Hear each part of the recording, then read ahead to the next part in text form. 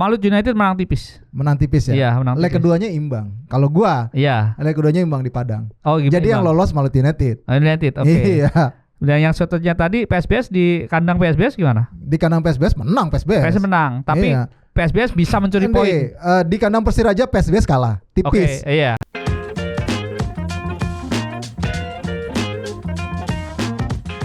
Welcome back to Discord, diskusi olahraga bareng Rais dan kawan-kawan lagi. Kali ini bersama kembali Estu Ernesto. Saat ini kita kembali lagi untuk membahas Liga 2 dan Liga 1. Dan Liga 1, tetap sepak bola nasional. Tentunya ini sudah memasuki fase krusial bagi Liga 2 karena sudah babak semifinal yang akan diselenggarakan dalam 2 leg pada 25 dan 29 Februari 2024. Yes. Yang pertama kita akan bahas dulu soal Persiraja versus PSBS Biak nih. Bisa dibilang ini adalah strategi bagaimana bisa memanage kondisi fisik pemain karena jaraknya dari ujung barat ke ujung timur. Leg kedua ya. Leg kedua Pak ya. Gimana nih? Tapi sebelum itu kemarin kan lu sudah ngomong ke gua nih harapan gue apa di yang lalu. Harapan lu apa nu Liga 2? Siapa yang pengen lu lolos gitu? Yang pengen lolos? Yang ke Liga 1 3 tim. Gue ganti nanya nih. Gini. Kalau yang pengen lolos kan gua Malut United ya. Terus PSBS Biak gue pengen. Nah, kayaknya sih antara Semen Padang dan Persiraja, gua sekarang pengen lihat lagi Semen Padang. Karena kan Persiraja kemarin sebelumnya sebenarnya udah ya. Kan? Nah, itu gue 3 itu. Oh oke. Berarti lebih cenderung yang Sumatera lebih cenderung ke Semen Padang ya? Semen Padang. Oh, oke. Jadi Rais, kalau gue kan kemarin cenderung ke Persiraja ya? Iya. Agak berbeda satu di tim Sumatera. Oke. Tapi ngomong-ngomong pertandingan leg pertama, ini pertandingan tidak dimainkan di Banda Aceh. Iya betul. Ini dimainkan di Stadion Langsa. Jauh tuh. Jauh tapi kayaknya justru enak. Kenapa? Karena tim ini turun di Medan, ke Medan dari Langsa itu cuma 3 jam. Perjalanan darat dibandingkan kalau dari Banda Aceh ke Langsa itu kalau nggak salah 9 jam lebih lah gitu. Jadi menurut saya ini juga semacam ya mungkin agak menghemat tenaga dan kita tahu ke PSBS sekarang bersiapnya di Tangerang. Oh iya benar-benar ini juga strategi yang jitu ya menurut gue ya. Ketika mereka bersiap di Tangerang karena akan berangkat dari Jakarta kan nggak terlalu mahal ya. Gue nggak tahu lah hitungan kosnya antara dia nginep selama sebulan udah nggak nyampe sebulan ya 2 mingguan. 2 mingguan lah. 2 mingguan ya di Tangerang ya biayanya pasti akan lebih murah sih secara kos gitu. Nanti kedua tim katanya sih kabarnya berangkatnya bareng ke Biaknya. Bisa jadi berangkatnya bareng. Bisa jadi kan itu kan selisihnya hanya sekitar 4 hari. Iya. 4 hari pertandingan, mereka pertandingan kan sore ya. 25 ya. Sore, pertandingan sore. Jadi ini tentunya akan menguras tenaga dan ini yang paling penting adalah recovery. Bener recovery. Ini kuncinya recovery sih pasti. Dan yang diuntungkan sebenarnya dari tim ini adalah tim yang kalah dari tim sebelah. Maksudnya gimana tuh? Jadi kan kalau kedua tim ini kan salah satu pasti kalah nih. Enggak juga. Bukan, kan BSBS maksudnya ada yang kalah kan. Ada yang kalah untuk semifinal lolos ke final. Yang kalah yang tim sebelahnya, pertandingan sebelah itu diuntungkan karena ini capek banget karena kan. Perebutan tempat ketiganya. Iya, jaraknya ya kita nggak tahu loh. Finalnya tanggal berapa gue lupa deh. Maret ya? Maret tapi yang makanya kalau final kan ini satu satu pertandingan aja. Tapi itu kan udah nggak penting tuh. Finalis kan udah lolos ke tinggal cari gengsi aja kan gitu. Tapi perebutan peringkat ketiga ini agak-agak krusial ini. Iya benar. Dan semoga ada VAR nggak sih kira-kira nanti? Enggak kan udah pasti. Udah pasti VAR itu buat Liga 1 dulu. Oh, oke. Karena kan stadionnya juga belum siap. Ya sekarang stadion kecuali gue nggak tahu ya mau ada inovasi di tengah jalan nanti. Karena kan baru diterapin aja VAR di Championship Series. Oh iya. Jadi uji cobanya di Liga EPA. Oh oke. Kemarin kan baru tes doang tuh praktek lah. Kita kan juga bahas itu tapi bukan di segmen ini ya. Oke, jadi itu ya yang kalau dari sini tuh kuncinya adalah recovery di Persiraja dan PSBS. Tapi kalau lo lihat sebenarnya Persiraja ini adalah tim yang bisa dibilang tim paling terendah soal produktivitas gol di antara semifinalis lainnya. Betul. Berbanding terbalik dengan PSBS yang menjadi tim paling subur. Benar. Tapi Persiraja ini adalah tim yang paling banyak clean sheet loh. Secara pertahanan berarti kan kuat sebenarnya. Jadi tim yang subur sama tim yang kuat secara pertahanan. Walaupun mereka tidak terlalu tajam ya. Yang pasti gini, Persiraja punya pemain yang mungkin dalam tanda kutip tahu tentang PSBS. David Lally di situ. Oke. Nah, berbeda dengan PSBS. PSBS mungkin tidak punya pemain yang tahu dalam tanda kutip Aceh gitu ya, Persiraja. Tapi balik lagi ini dua tim yang mengandalkan pemain-pemain yang cukup senior, yang pernah sering bertemu di level, bahkan di ISL mungkin sudah pernah ketemu ya. Ada Didi Hermansyah di situ, ada David Lali di kubunya sana, ada kedatangan beberapa. Ferdinand Sinaga juga ada di Sinaga, The Dragon juga ada. Nah, ini ketemunya Ruben Sanadi, ketemu Otavio Dutra, Beto, kemudian si Osa Saha, Beto. Ini menariknya adalah ini sebenarnya PSBS kalau sempat saya bilang bahwa PSBS ini lebih Persipura daripada Persipura sebenarnya kan. Ya, ada Nelson Alom juga di PSBS. Nah, dan menurut saya yang paling penting dari pertandingan ini adalah kunci backroomnya, Is. Oke. Karena saya justru secara di backroom Ahmad Zulkifli ini menurut saya mengejutkan ya, pelatih yang cukup mengejutkan. Walaupun memang dibekali materi ya pemain bagus, tapi cukup mengejutkan seorang Ahmad Zulkifli. Sedangkan dari tim sebelahnya ada duet legendnya sana, legendnya Papua atau pemain bintangnya Papua di masa lalu, ada Eli Eboy, ada Errol Iba. Dua pemain yang kita tahu andalan timnas segala macam, dan sekarang di tim itu gitu. Walaupun status pelatih kepalanya bukan mereka. Bukan mereka, tapi peran dua orang ini tentunya akan luar biasa, akan berbeda buat anak-anak PSBS gitu. Dan kita tahu PSBS adalah tim yang secara persiapan dibandingkan Persipura maupun Persewar, persiapan mereka lebih istimewa ya, bukan lebih tapi lebih istimewa. Sempat di Bali hampir sebulan sebelum kompetisi mulai.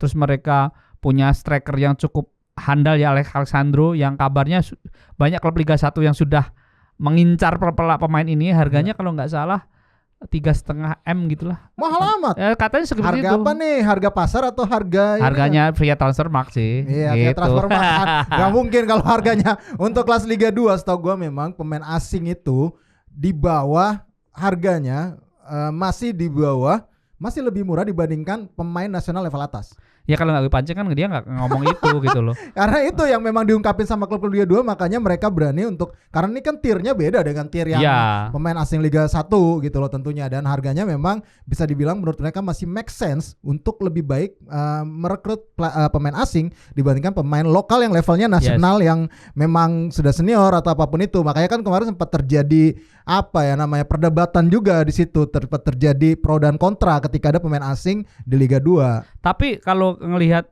terlepas dari harga segala macam, kemampuan, banyak pemain asing di Liga 2 ini sebenarnya lah Liga 1.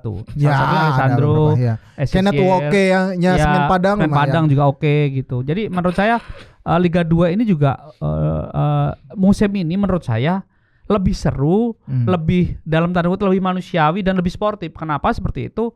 Terlepas ada banyak drama ya, ada yang mundur 2 pertandingan itu, tapi kan itu kan klub ya, bukan secara kompetisi ya.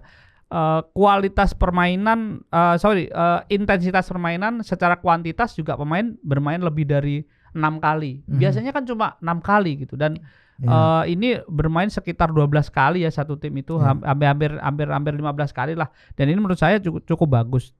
Tim yang naik itu memang apa ya istilahnya teruji dari segalanya, dan kita tahu dari 4 tim ini 3 tim itu di fase 12 besar nggak pernah kalah kecuali Persipura saja. PSBS sangat istimewa. Betul. Terus Persiraja sendiri kalah sekali, Malut nggak pernah kalah tapi banyak seri. Betul. Diuntungkan nilai 1 sebenarnya. Lalu ada yang satu lagi Semen Padang juga kita tahu dia tim yang cukup produktif, dia membayangi PSBS seperti itu.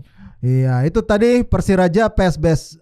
Oh, berarti lu prediksinya PSBS nih ya yang lolos ke final ya. Kalau ngeliat dari yang kemarin kita ini ya. Kalau mau prediksi di leg pertama dulu dong. Leg pertama kalau PSBS bisa mencuri poin 1, dia akan lebih mudah di kandangnya tentunya ya. Tapi memang kita tidak tahu nih motivasi dari Pak Nazaruddin Degam kayak apa. Itu, dan kalau dilihat dari quick count Pak Nazaruddin ini unggul. Nah, jadi Aceh. Di Aceh unggul, dan saya yakin Langsa akan full house gitu. Dan ini juga PSBS kita tahu PSBS belum pernah sama dengan 2 tim ini belum pernah tur jauh sebenarnya kan. Dan ini juga ujian bagi kedua tim gitu. Iya, jadi ini bisa jadi trial bagi mereka jelang Liga 1 nanti.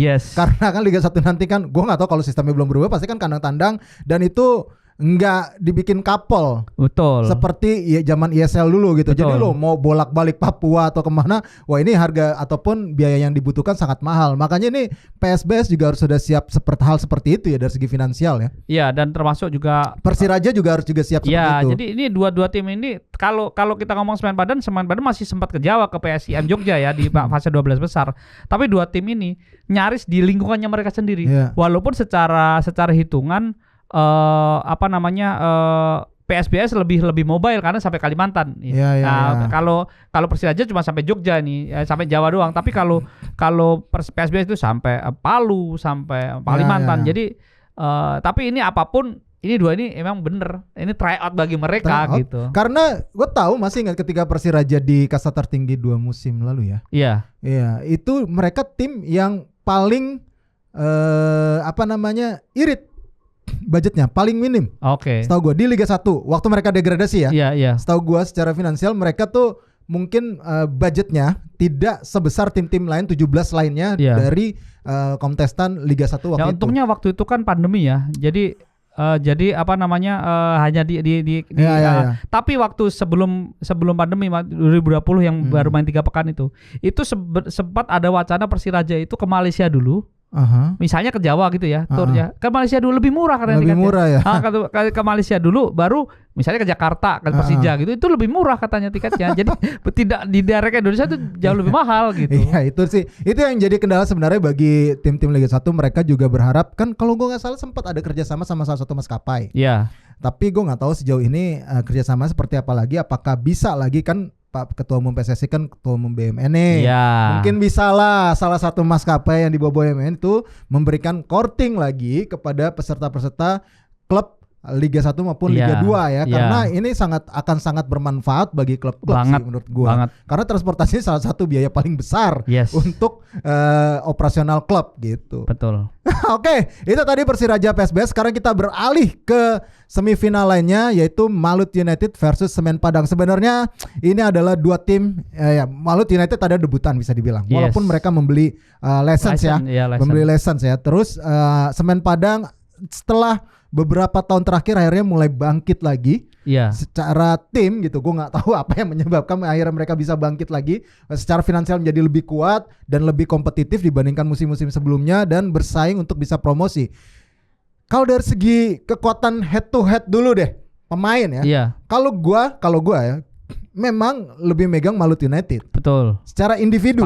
Secara individu kita tahu di situ ada Freds Butuan, kemudian ada Alwi Slamet, kemudian Wawan, terus siapa namanya? Ilhamuddin Armain gitu, dan belum lagi yang pemain seniornya tuh banyak banget di situ.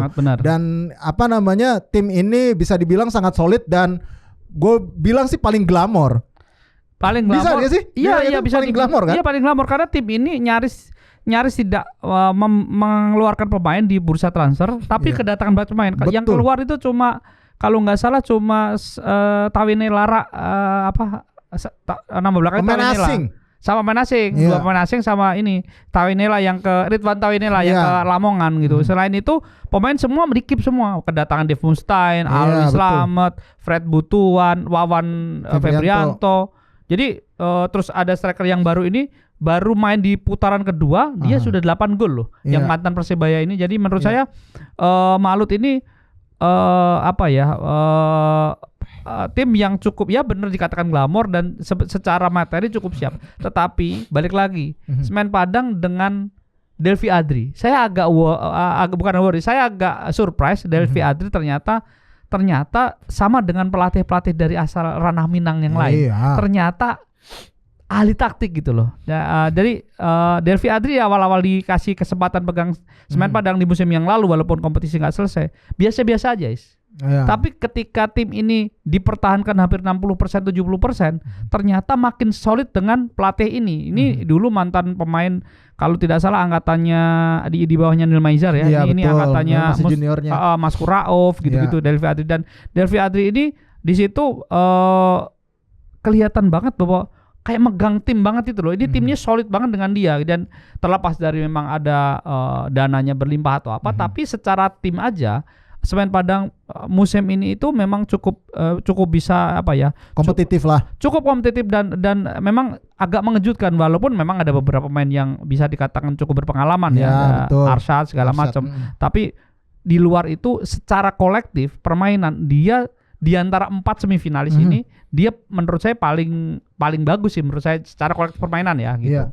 Malut United sendiri udah ya kedua tim pasti udah melakukan berbagai uji coba juga ya sebenarnya gitu loh. Salah satu Malut United juga sama klub Liga 3 Ajax Farmel di situ mereka uji coba terus bersiap di Stadion Madia yang akan menjadi kandang mereka dan Semen Padang tetap di Stadion Haji Agus Salim ya. Iya Agus Salim. Jadi kalau Stadion Madia ini menariknya di tanggal 25 nanti ada teman-teman yang di Jabodetabek nih orang-orang yang berasal dari Maluku Utara, berdarah Maluku Utara pasti akan tumpah belak dengan bajunya merah karena mereka ini ada kebijakan dari klub ini digratiskan.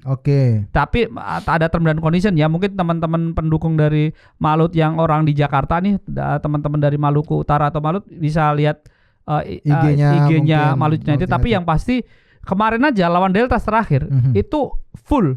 Walaupun sebelah juga ada kampanye waktu itu kan, kawannya Pak Ganjar waktu itu di sebelahnya juga merah-merah tapi Malut dan itu juga full.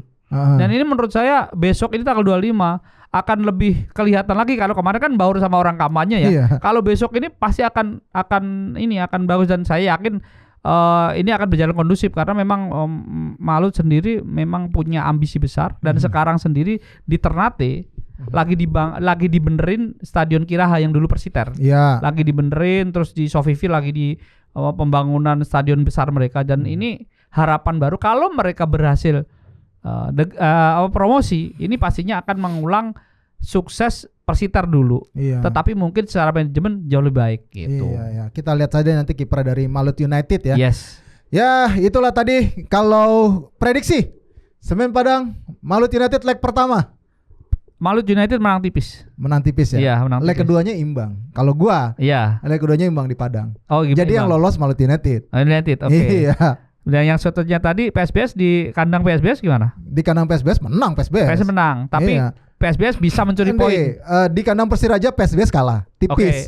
Tapi di kandang PSBS menang. Tapi nanti kayaknya mikirnya adu penalti atau nanti PSBS menang dengan ini nggak ada produktivitas gol ya kalau nggak salah deh. Nggak ada. Jadi PSBS ya menang lah pokoknya di berarti kandang dan lolos. Finalnya PSBS Malut. Iya. Seru banget dong.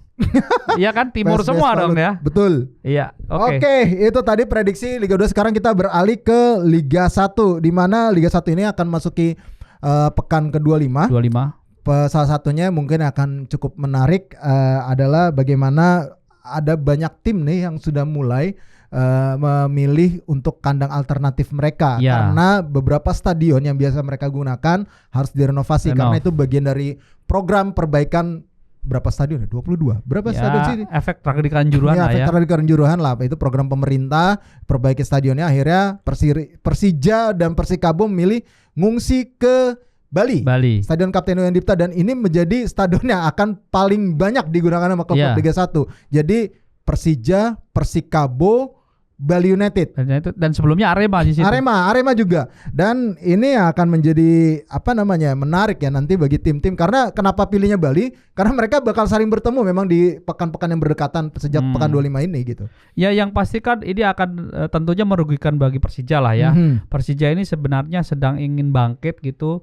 Karena terakhir main di pekan 24 mereka kalah dari Borneo gitu dan perjuangan mereka untuk ke Champions Series ini agak berat sebenarnya. Tapi ya mau apa lagi mereka harus bermain di sana dan semua udah akan dilakukan. Tapi balik lagi Persikabo juga sedang berjuang dari degradasi. Ini juga menarik nih bagi Persikabo nih karena kita tahu Persikabo sebenarnya secara tim punya beberapa pemain asing yang cukup bagus ya. Betul. Cuma ternyata nggak stabil aja gitu. Iya. Kenapa ya? Ini gue ngelihatnya Persikabo ini lebih sulit untuk bangkit dibandingkan Bayangkara FC yang sekarang ada di dasar klasemen. Iya nggak sih? Gue melihat antusiasme, gue nggak tahu ya ini kacamata saya. Jadi melihat antusiasme Persikabo dibandingkan Bayangkara itu memang berbeda. Dan kedatangan Mas Aji Santoso ketika datang itu belum sesignifikan Mario Gomez, walaupun sebenarnya secara hasil Bayangkara juga belum menunjukkan hasil yang maksimal juga. Iya, betul. Tetapi secara permainan Bayangkara sedikit berbeda dibandingkan sebelumnya. Lebih ya. greget. Ya, itu yang buat saya, apakah ini bisa menjadi ancaman bagi Persikabo kalau kayak gini terus gitu loh. Iya benar. Ini agak menarik ya. Kita ya berharap yang terbaik aja bagi kedua tim.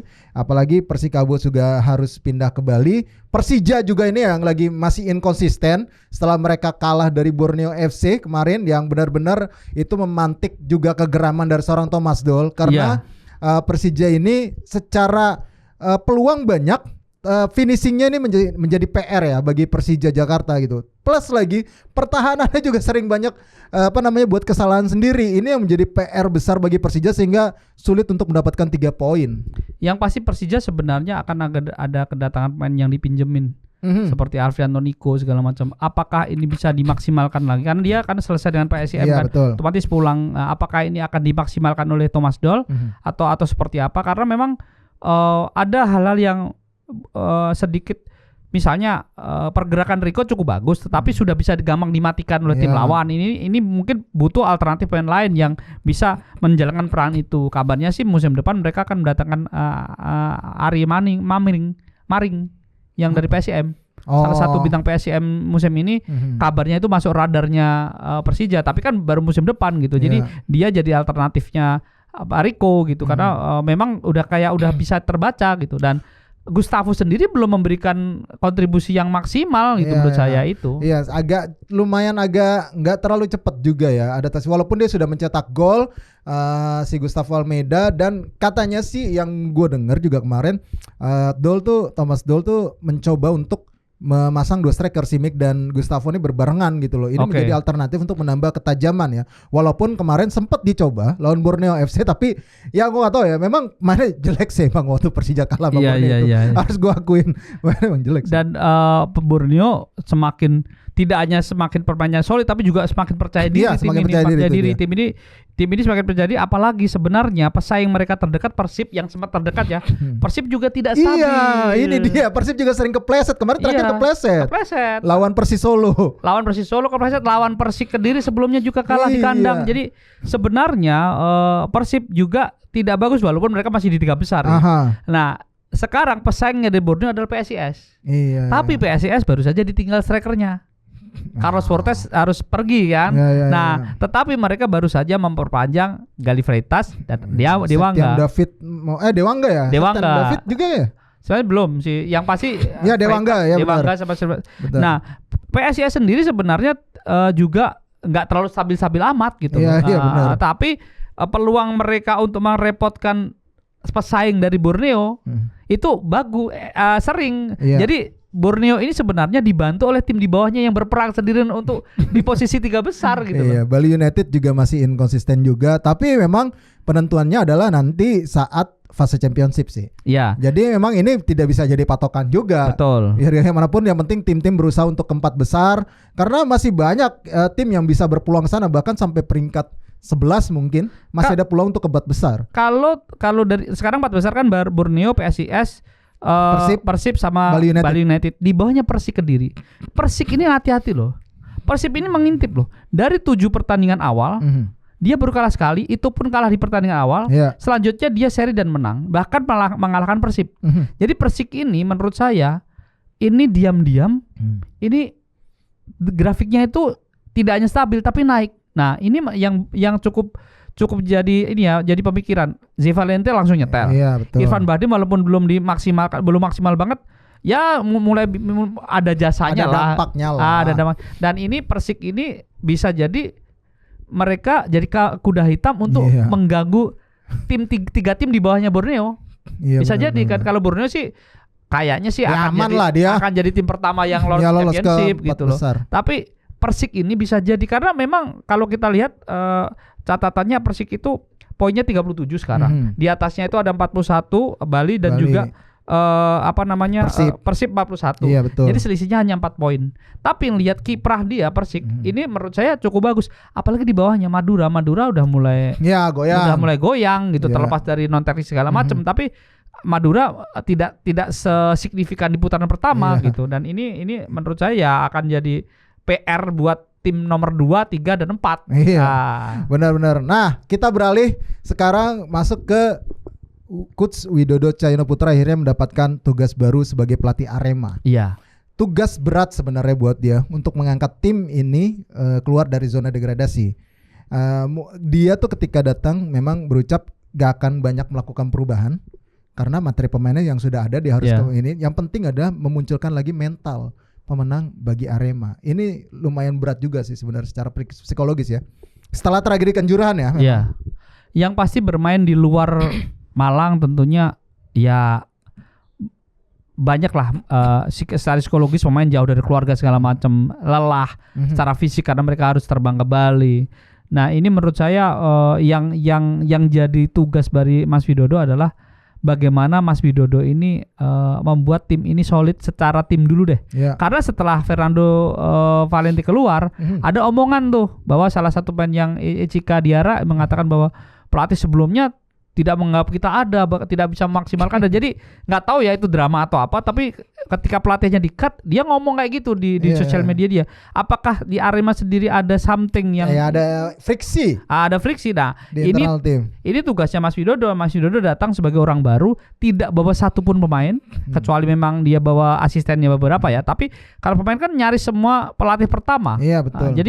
Jadi menurut saya Mas Widodo tugasnya tidak mudah, tetapi juga dia tidak punya beban besar dengan tim ini gitu. Artinya ayo kita berjuang bareng gitu. Menurut saya sih itu lebih membuat ringan tugas Mas Widodo gitu. Apalagi sebenarnya Mas Widodo di Liga 2 membawa Deltas ke 12 besar itu kejutan. Iya benar. Gitu. Dengan materi pemain yang dia miliki ya. Iya. Ya memang ada hal yang baik lah. Memang ya kita tahu juga Mas Wid ini kan memang legend timnas juga. Ya memang salah satu pelatih nasional yang sudah punya banyak pengalaman. Jadi sebenarnya pengalaman itu yang ingin coba dibawa. Karena kan manajemen Arema sulit untuk mencari pelatih asing lagi di tengah kompetisi yang masih berjalan dan lagi krisis-krisisnya nih. Waktunya ya gitu sempit, jadi nggak mungkin nyari pelatih asing untuk bisa adaptasi lagi gitu. Ya akhirnya Coach Widodo ini diharapkan bisa cepat nyetel, bisa membangun mentalitas menangan bagi tim Singoedan. Itu tadi Arema. Oke, kita langsung ke prediksi aja deh. Di pekan ke-25 sekarang. Kita bahas Bayangkara versus PSS Sleman. Dua tim papan bawah lah ya. Iya. Gue Bayangkara. Di kandang. Ini balik lagi loh Bayangkara ke STIK ya. Ini gue berharap permainan Raja Nainggolan makin kemarin lawan Persebaya top mainnya. Ya. Walaupun si Hargianto itu kadang-kadang kepontal-pontal istilahnya gitu, nggak bisa ngikutin ritmenya. Tapi kalau makin kesini kan otomatis makin fit, makin nyetel ya. Jadi ini saya berharap terlepas dari apapun duet. Besok ada Brandao di depan. Iya betul. Ini umpan, kalau kemarin kan umpan dimanfaatkan oleh Matias Meyer kan, walaupun dia lebih cenderung ke tengah, tetapi besok ada Brandao dan saya sepertinya Bayangkara bisa menang lebih dari 2 gol. Wah, gile benar. Oke, kalau gua ya tetap juga menang Bayangkara ya. Terus Persikabo versus Borneo FC. Ini gua main di Bali. Persikabo juga masih masih inkonsisten. Borneo juga mengejar cepat untuk bisa lolos ke fase Championship Series. Tapi gue bilang imbang sih. Harusnya Persikabo di sini dikasih perlawanan. Sama, gue juga ini memprediksi imbang sih. Persija versus Madura United main di Bali, Persija menang. Gue Persija. Rans versus Arema, ini Rans Nusantara ini mainnya di Bantul ya? Iya. Di Bantul banyak juga loh. Banyak, ada Barito, Sleman. Sleman main di Solo. Sleman main di Solo. Ya itulah, pokoknya Bantul jadi salah satu alternatif juga. Ya Rans lawan Arema. Gue megang Rans menang tipis. Gue menang Arema. Oke, Persita Persebaya. Ini menarik juga nih. Persita juga lagi masa-masa worry juga ini. Di posisi paling aman ya. Paling aman dari degradasi gitu. Iya. Persita lawan Persebaya. Imbang. Terus PSIS Semarang Dewa United PSIS gue. Gue cenderung imbang. Oke. Barito Putra Persib Bandung. Barito lah. Persib Bandung persiapannya oke juga loh. Tapi ya gue megang Barito di pertandingan ini. Main di Bantul ya. Main di Bantul. Terus Persis Solo, Persik Kediri. Persik gua cenderung imbang tapi mainnya di Solo ya. Main di Solo. Seri ini. Seri betul. Gue juga seri karena Persik Kediri tuh setahu gua ya memang menyulitkan sih. Persis Solo juga di kandang sendiri juga inkonsisten nih Persis Solo itu nggak tahu ya. Gue juga bingung. Betul. Jadi dia hanya seolah-olah hanya mengandalkan Alexis sama si di CDB. Jadi pemain lokalnya itu kurang. Kita tahu bahwa berharapnya Ramadan Sananta moncar lagi ya, tapi belum 100% gitu loh. Ya, malah justru Altaf yang agak lumayan. Betul. Altaf Indi loh, pemain mudanya dia. Iya. Agak lumayan tuh. Maksudnya memang memberikan dampak banget ya. Iya benar. Terus si tadi Persis Solo dan terakhir PSM Makassar, Bali United. PSM. Seri. Ini udah bukan di Parepare kan? Di Batakan. Di Batakan kan? Di Batakan, iya, di Balikpapan. Karena PSM Makassar Batakan. Jadi di Batakan itu ada Borneo dan PSM Makassar. Iya, tapi kan kalau di Kalimantan Timur itu kan orang Bugis itu banyak iya. Jadi orang-orang dari Makassar itu banyak. Jadi menurut saya ya pendukungnya banyak juga ya. Oke, itu tadi prediksi kita di Liga 1. Kalian kalau bagi yang mau ikutan prediksi juga silakan komen-komen gitu di situ, ataupun prediksi di Liga 2 juga ya. Tadi semifinal siapa yang bakal lolos, siapa yang bakal promosi ke Liga 1 musim depan, silakan sampaikan di kolom komentar. Oke. Dengan demikian berakhir pula materi dah tuh.